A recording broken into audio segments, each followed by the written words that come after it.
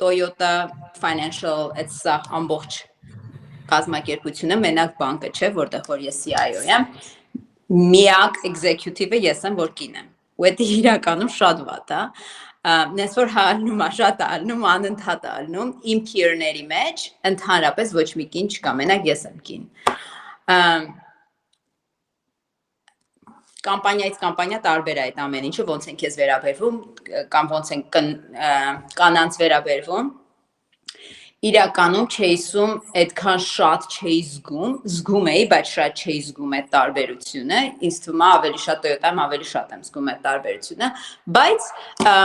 ինձ համար լրիվ մեկ է։